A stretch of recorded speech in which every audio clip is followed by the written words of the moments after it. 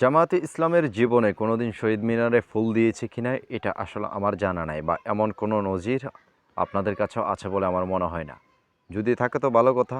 তারপরও যদি থেকে থাকে কোনো ভিডিও ফুটেজ বা এমন কোনো কিছু, ভালো করে দেখে অ্যানালাইসিস করার আহ্বান রইল। আপনাদেরকে একটা কথা বলতে চাই যে জামায়াত ইসলামের আমির শফিকুর রহমানকে একটা সাংবাদিক একটা প্রশ্ন করেছে যে বিগত দিনে তো আপনারা শহীদ মিনারে ফুল দিতে আসেন নাই বা শহীদদেরকে শ্রদ্ধা করতে আসেন নাই, তো এখন হঠাৎ আপনারা আসছেন কি মনে করে? তখন শফিকুর রহমান ওনার বক্তব্যে জবাব দিছে যে রাষ্ট্রীয় বা বিরোধী দলীয় দল হিসাবে তারা শহীদ মিনারে শ্রদ্ধা জানাতে আসছে। এখন সাংবাদিকের পাল্টা আরেকটা প্রশ্ন ছিল যে এটাকে আপনারা শরিয়া মোতাবেক এমন কিছু একটা প্রশ্ন করছে। আমি সামনে আর আগাতে চাই না। তো এই প্রশ্নের জবাবে উনি মুচলেকা দিয়ে ওখান থেকে বেরিয়ে চলে আসতেছে। উনি মনে হয় যেন তার জীবনে সবথেকে বড় বিপদে পড়ছে, যে এখানে আইসা ফুল দিতে আইসা বিপদে পড়ছে। মনে হয় যেন ফুল দিলেও এক অপরাধ, না দিলেও আরেক অপরাধ, এরকম একটা বাকবিতণ্ডায় পড়ছে বলে উনি মনে মনে করছে। ওনার দৃষ্টিভঙ্গি এবং ওনার উপরে যে একটা প্রেশার ক্রিয়েট হয়েছে, উনি যেরকম ওনাকে দেখা গেছে সেটার উপরে ডিপেন্ড করে আমরা বলতেছি আর কি। তো এখানে একটা ব্যাপার আছে।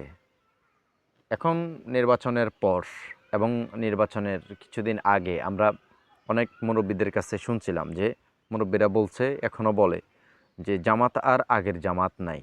মানে জামাত ইসলামিক রাজনৈতিক দলটা যে তারা একটা ইসলামিক নৈতিকতার বিষয় বলে, এসব বিষয়ে মুরব্বীরা বলতেছে যে জামাত আর আগের জামাত নাই। বিশেষ করে অনেকে আল্লামা দেলোয়ার হোসেন সাঈদীর উপরে মায়া মহব্বত তৈরি হয়ে হয়তো অনেকে এই কথাগুলো বলে। তো ব্যাপারটা হচ্ছে মুরব্বীরা যে এই কথাগুলো বলে, তো তার একটা চিরন্তন নজির যে গতকালকে শহীদ মিনারে ফুল দিতে গিয়েছে। কেননা জামাত ইসলাম অনেক আগে থেকে বলেছে যে আহ, এটা আসলে শহীদ মিনারে এভাবে ফুল দেওয়া এটা মানে শরিয়া বহির্ভূত, এমন কিছু তারা বলেছে। তো সেইটার উপর ডিপেন্ড করে সাংবাদিক যিনি প্রশ্ন করেছে ওনাকে, তখন সেই প্রশ্নের জবাব উনি তুপুর মুখে ফোড়ে ওনার যেটা বলতে হয়েছে সেটা নিয়ে সারা বাংলাদেশে একটা আলোচনা সমালোচনা সৃষ্টি হয়ে গেল। এটা আমরা গতকালকে থেকে আজকে পর্যন্ত যা দেখলাম। তো অতএব আপনারা কতটুকু বিশ্বাস করেন যে মুরব্বীরা এলাকায় বলে যে জামাত আর আগের জামাত নাই? মুরব্বীদের এই কথার উপর আপনারা কতটুকু বিশ্বাসী, আমি সেটা আপনাদের কাছে জানতে চাইব। এখন ব্যাপারটা হচ্ছে যে অনেক মুরব্বী বলে যে জামাত আর আগের জামাত নাই, এই কথা বলারও কারণ আছে। কারণ আছে, আসলে এই জাতীয় নির্বাচনে তাদের নৈতিকতার যে একটা বহিঃপ্রকাশ পাওয়া গেছে, দেশের সাধারণ মানুষ যেটা জানতে পারলো তাদের নৈতিকতার, সেই নৈতিকতার উপর ডিপেন্ড করে এই প্রশ্নগুলো আসলে আসে। এই প্রশ্নগুলো আসে। আপনি দেখবেন আজকে একটা স্লোগান হয়েছে যে ইনকিলাব, ইনকিলাব, তারপরে জিন্দাবাদ, ইনকিলাব জিন্দাবাদ।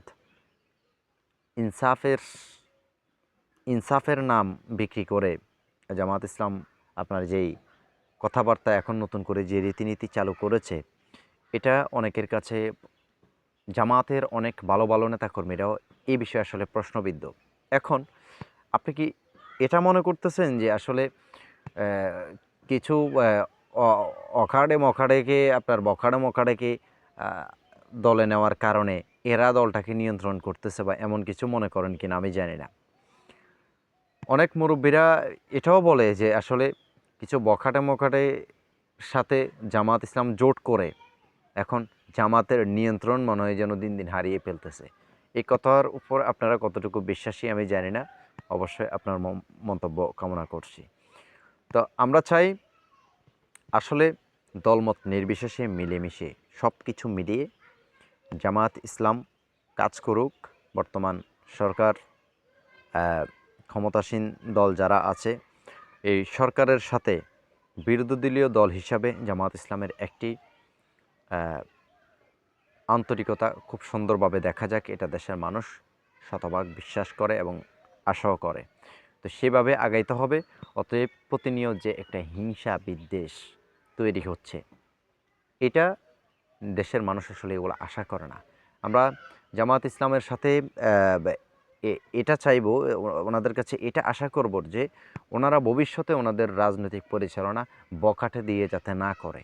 অন্তত ওনাদের যেই আগের নৈতিকতায় ওনারা যেভাবে ছিল, আমি জানি না কতটুকু ভালো ছিল আগের নৈতিকতা, কিন্তু তারপরও দেশের মানুষ যেহেতু এখন বলতেছে যে জামাত আর আগের জামাত নেই, সেটা থেকে বলতেছি ওনাদের আগের নৈতিকতা অনুযায়ী ওনারা হয়তো কাজ করলে আরও ভালো জনপ্রিয়তা পাবে।